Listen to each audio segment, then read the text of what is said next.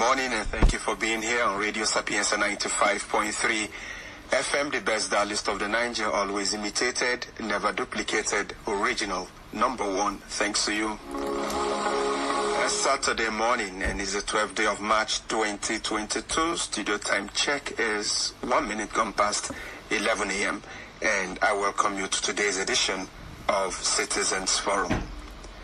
Today on Citizens Forum, we'll be talking about governance as Nigeria comes down to 2023. A lot of discussion about where power should go to, what are the criteria that Nigerians should look towards as we try to select a leader. Also considering the fact that so many Nigerians seem to conclude that we've never had it this bad when it comes to governance at all levels. All over the world, without an exception, it has always been young people who shape the country. It's always been young people who build the country. It's always young people when it's an election time that decide who should be in power and who shouldn't. Now, Nigeria was not any different.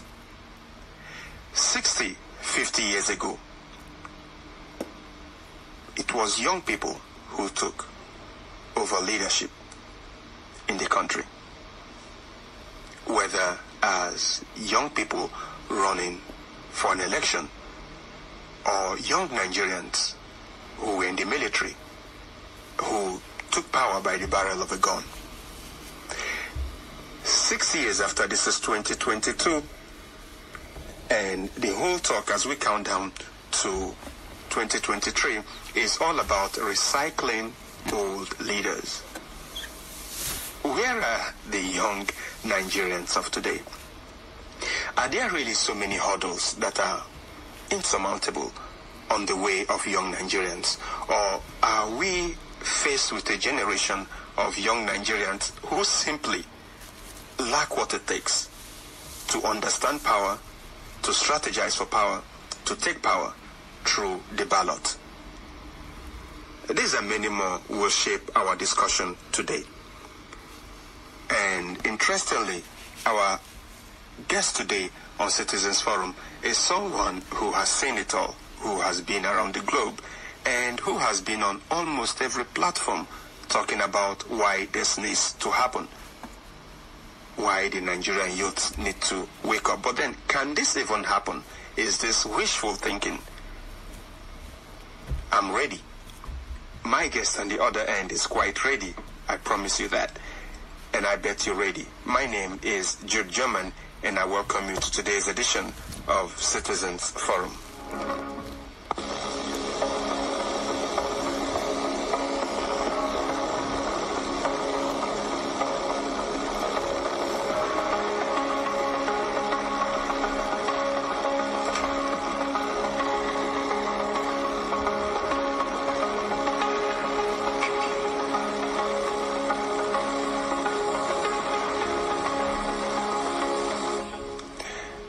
Good morning, sir. How are you? Yeah, I'm fine. Good morning and welcome to Citizens Forum on Radio Sapientia. Thank you. All right.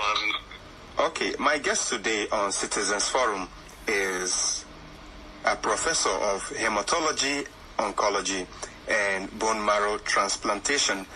He has practiced medicine across continents, and of course, on the national level, on the national stage, we know him as the former executive Secretary, the CEO of the National Health Insurance Scheme, NHIS. Professor Usman Yusuf, welcome to Citizens Forum. Thank you, Jude, for having me. Okay. Now, you've been on various platforms, and inviting you to this program, we were really touched when we saw a clip that was from the 19th edition of the Maitama Sule Leadership Lecture Series, which was organized by the CNG in Sokoto State. Sometime in February this year. And you spoke so passionately, not only about the country, but most especially you talked about why you thought young Nigerians, the Nigerian youth, must wake up to their responsibility and take their country back.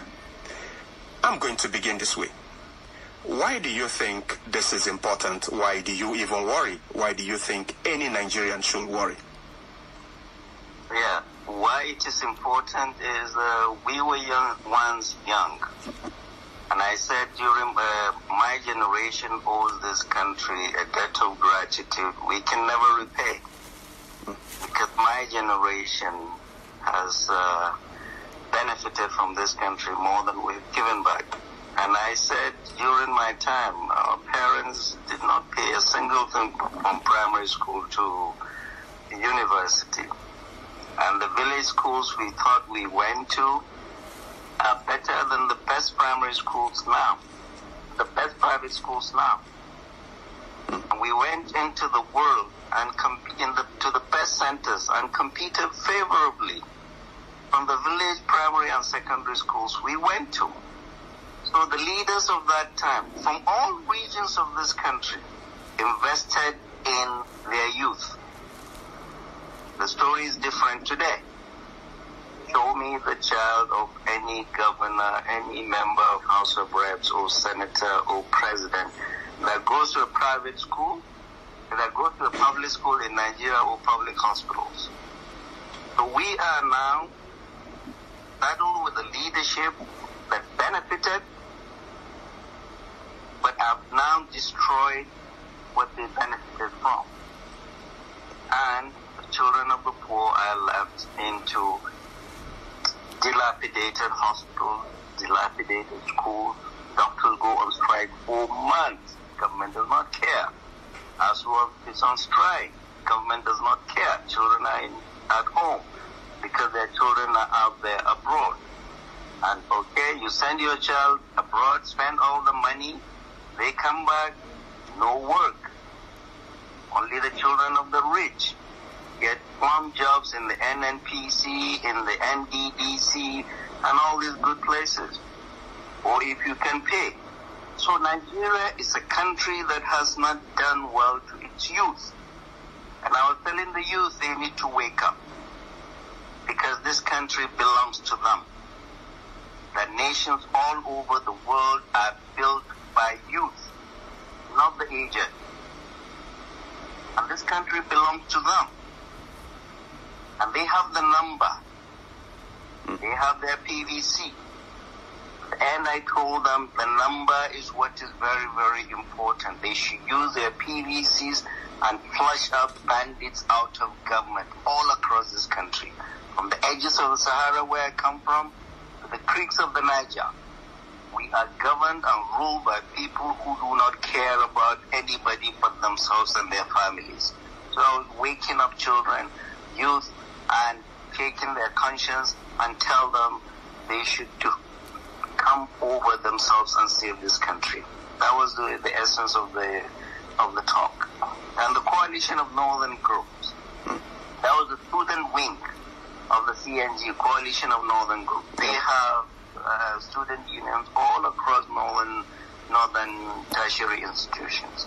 And we were going around mobilizing this youth and telling them to vote, to register, to vote, and vote their conscience, and make sure they save this country come 2023. All right, that's good. Now, as you go around preaching this message, as it were, I don't know the feedback you've been getting, but I'm going to throw to you some questions. And, these are the basic things you did hear young Nigerians talking about on social media. I mean, you even engage them on radio programs like this, and you get the sense that this is what young Nigerians are saying. And they say things like, why should we even bother when our votes don't count?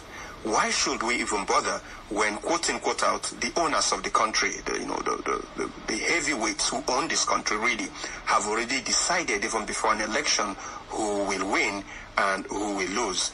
And every time we try to make some kind of change, we are always held back. Now, when you get, I don't know if you have heard all of these narratives. Now, when you do, or if you do, how do you respond to this? Good, and I hear that more than everybody else. You know why, Jude? I come from Katsina. When I go to Katsina, you come to me and ask me, sir, why should I vote? Why should I even register to vote? Because We have voted our son. Our son is in the villa. And we have nothing to show for it. We gave President Muhammadu Buhari from Katsina 1.2 million votes. Majority of that vote are from youth and women. Lagos gave him half of that. It's like kids telling me, why should we vote? Why should we even register to vote? We've seen nothing now in Katsina, no development. We've seen banditry, a third of my state. Katsina is under siege. So all we have to show in Katsina, the kids are telling me, for our 1.2 million votes, voting our son into the villa is death and destruction. And I tell them, this is all the more reason why you should register and vote to change this. Because 2023 election will be more important, more consequential than 2015 or 2019. Because this country is in a mess. It's in a deep ditch. And these same people that put us in this ditch are now coming out and saying, oh yeah, we finish our 8 years, we're going to hand you over to this set of guys. As if we don't matter, as if it's football. Yeah? Sane passing to Mane and who and you and Salah, and we don't matter. And I tell these kids that they matter. What matters, the most important weapon they have, they don't have AK-47 or AK-49. Their PVC is their AK-47. They must mobilize and vote. And this is what I see with these kids. They spend a lot of time talking on the internet, and it does not translate into voting. Translate your anger and your frustration into registering to vote for the person that you think will get this country out of this mess. On election day, go out and vote. Because these people want your number. If they think you're not going to vote for them, they don't want you to come and vote. So these kids, children all across this country, I call them children because they are my children. I'm 61. I am calling the youth of this country all across not to despair, but to register and vote and make a difference. Their number will make a difference in this country. Vote out all these bandits that want to come back again and wreck this country. Because this country is a mess. Before this 2015, the price of 50 kilograms of rice was 7,000. Now, 8 years after this government, the price of 50 kilograms of rice is going up to 30,000. And the minimum wage, that is in those who have jobs, is 18,000. Many states do not pay minimum wage. So we are saying rice is out of the reach of the common man. Only the youth can change things. Only the youth. This is my call. Nigerian youth all over this country, do not despair. Your PVC is your AK-47, is your AK-49. Register and vote out these people, these politicians I call political bandits, out of government, and choose the ones you think will make a difference locally and nationally. Forget them if they come to you. He's from my tribe, he's from my religion, they're all crooks. They use this to divide us. When we were young, we went to ABU Zaria. That was the first place in my life I saw a Fulani man from Yola, or a Kanuri man from Borno, or an Igibio man. We were all there. Our parents did not send us there to divide ourselves. Our parents sent us there to learn from each other, and learn we did. That was the best time of our lives. But now politicians are dividing children, are dividing our youth against themselves. They don't even teach our children history. So we're growing up without a history. Any nation or any people that grow up without history, that people are lost. Go to United States, before you become a citizen, you must know the history. Go to UK, go to all. We are now learning Greek history. You read the Bible, you read the Quran, it's talking about histories, and we don't have our history. They're erasing our history. So, youth of the nation, rise up. Your only weapon is your PVC. go and register and vote en masse for a candidate you think will get this country out of the mess it is in. So this will be my message to Nigerian youth, not to despair. All right, not to despair. Now, you've said so much about the political bandits. I mean, that's one word I heard from you, political bandits. Now, let's talk about young Nigerians.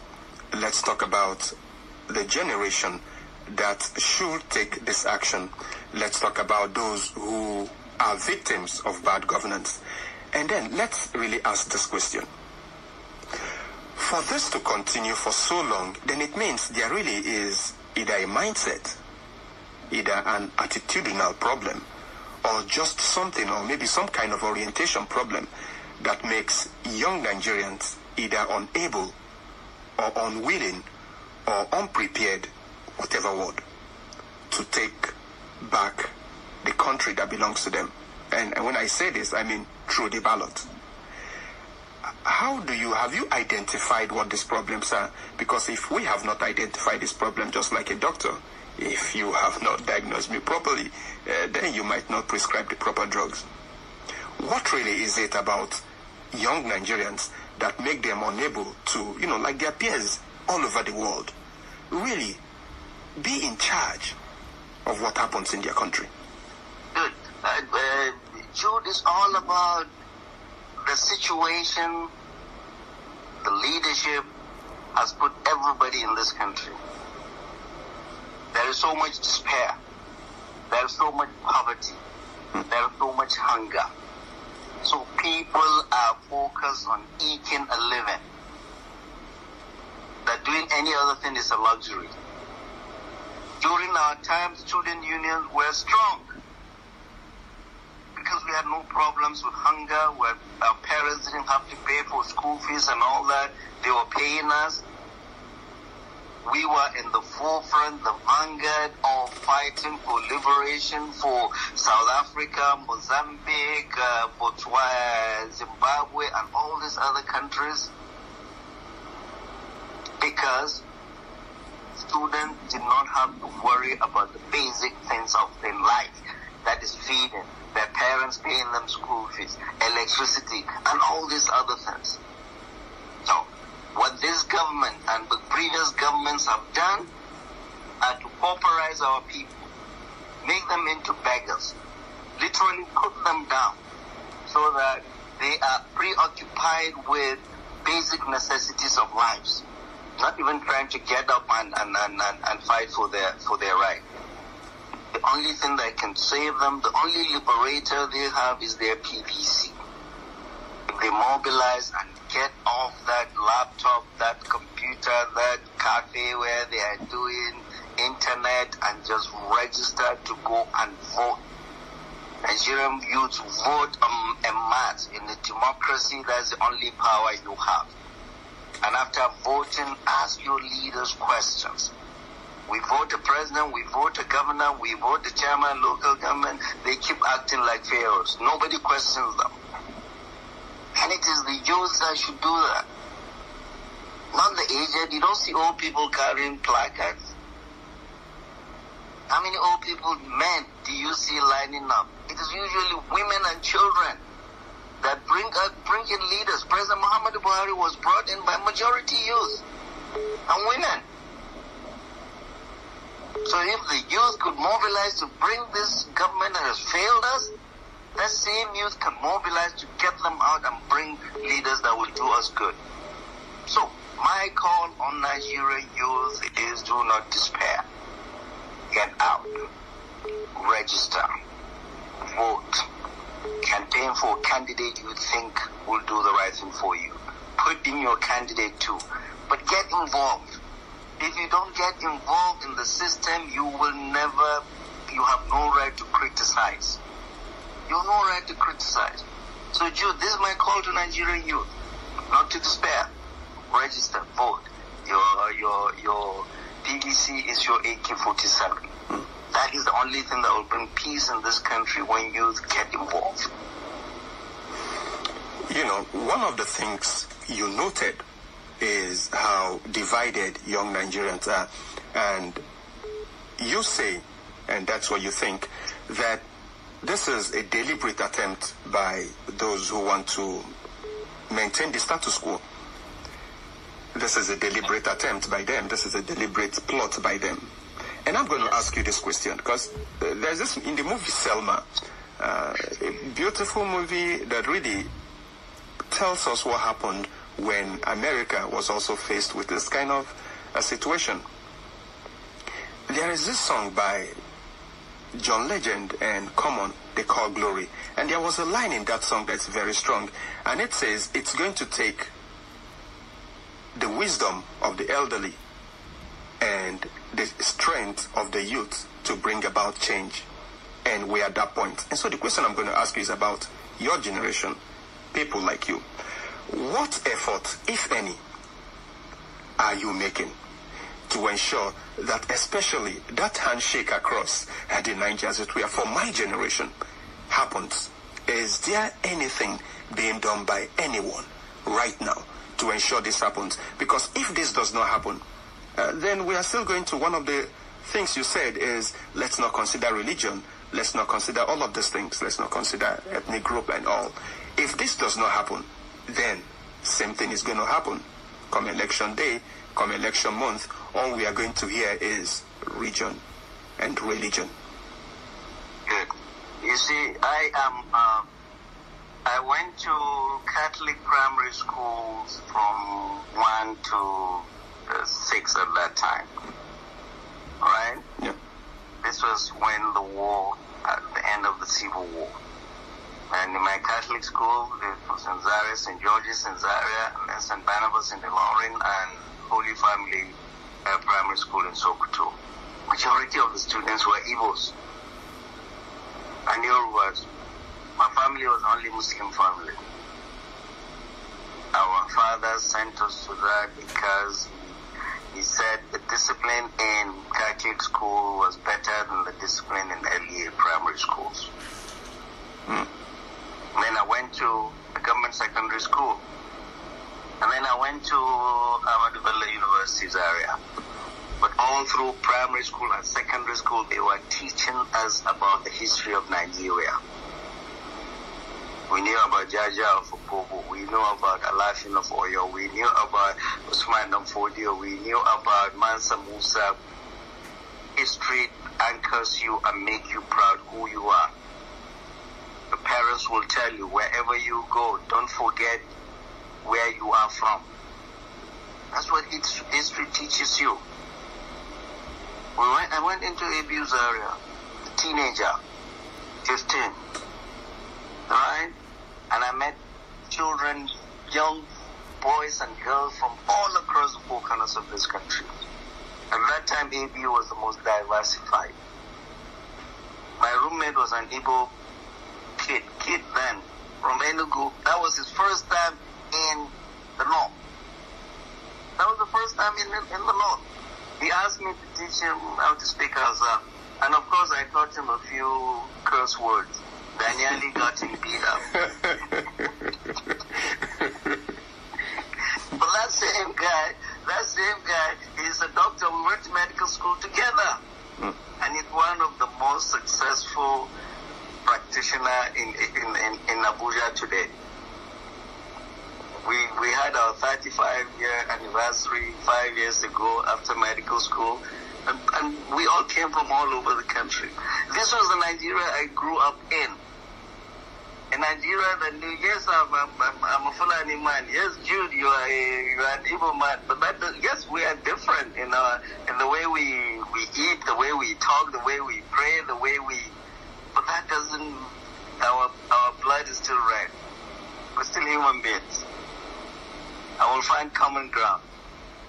And I went to the United States, the street of Manhattan, more languages are spoken than the whole of Nigeria.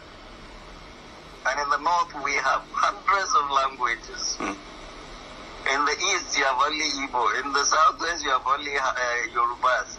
But Kaduna State has over 53 dialects. There is no state in the north that has only one language, even Sokoto, or Katsina. So our diversity, we were taught at that time, was our strength. And I went to serve in Cross River State, in Yahed Lutheran Hospital. I stopped going to the market. You know why, Jude? Why? Because the market women would not let me pay. They said, oh, doctor is here, doctor is here. I stopped going. So they follow me to the hospital and will bring me food. Throughout the year of my NYSC, I did not come back home.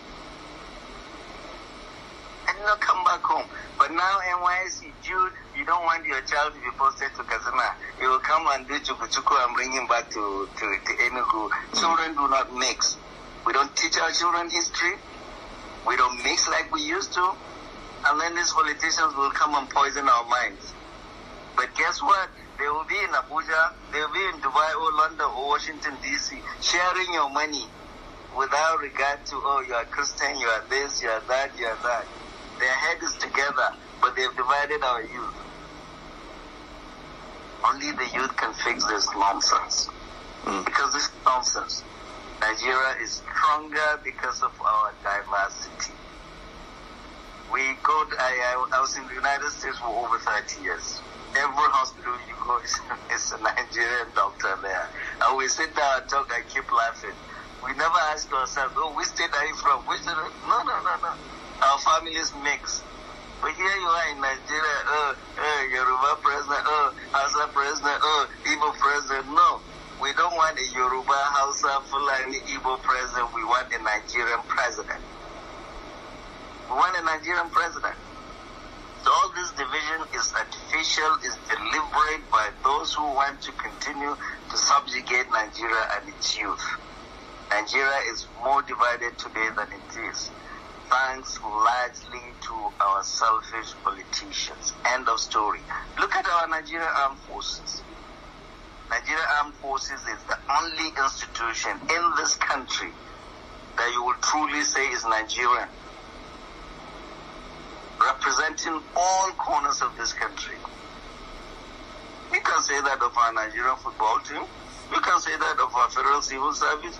You can say that of many ministries.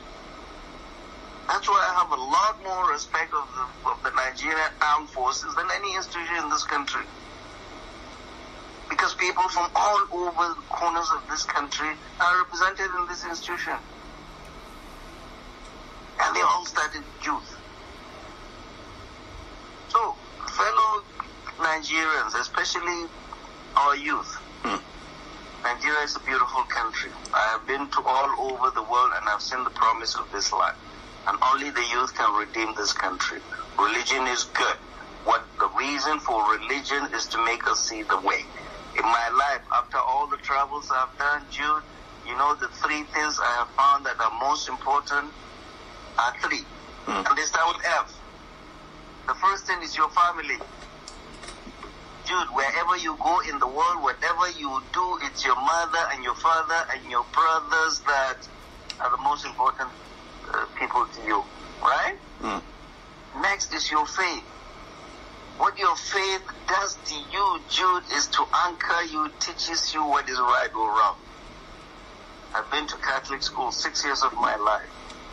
And I know what Christianity or what Judaism teaches or what Islam teaches. One thing is about how a human being will be good to fellow human beings. The third, your friends. But there is a little caveat, Jude. That friends be good friends. Okay. Good friends. Because your parents would always look and say, who is his friend? If it's a bad friend, they will always tell you, stop hanging out with that guy, right? Or not the new friends you make because you are the executive secretary, NHS, or you are the governor, or you are the president. These are not the real friends. The real friends are the ones, true friends you started with when you had nothing, who will be there for you. So, Jude, don't forget it. 3F. Your family, your faith, and your good friends. These are the most important things I have found. That any other thing is just noise. All this siren, all these big black cars, they are nonsense. They mean nothing. But these three things anchor you. Nigerian youth, hold on to your family. Hold on to the good things that our faith teaches. and stick with good friends. You will never go wrong with these 3 F's. This is what I found. Wow, thank you. One final question. I don't know if it's going to be a yes or no. I don't know how you answer this. And I ask you this question because, I've gone through the entire material you sent me, and it's really head-spinning, going through all of them. But there was something you said, and I don't know how to quote you on this, but you said something like, they are going to fight us, and we are going to fight, because we are fighters. Now, not everybody can say those words you said. And so I ask you this question. Do you think this can be done? Everything you've said, everything you think, do you think this can really work in Nigeria?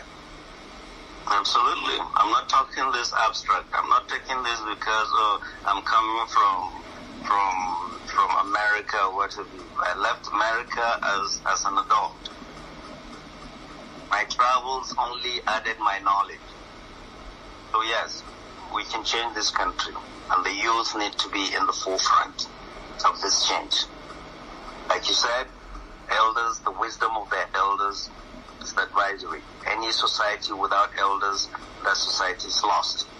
And I say it, the banditry you see in the north, the northwest and the north central, is because elders, we Fulani elders, have lost control of our youth. The Boko Haram you see in the northeast is because Kanuri elders have lost control of their youth. All that cultures and Igboho and all the others you see in the southwest, elders have lost control. And even in the southeast, elders have lost control. So elders need to come in and temper our youth and guide them properly. And that's where we are involved. But in the forefront, in the vanguard of any change has to be the youth. And yes, they can do it. I am 100% confident and sure that our Nigerian youth can redeem this country. Thank you very much. All right, thank you. Thank you for picking that call. Thank you for being here. Thank you, sir.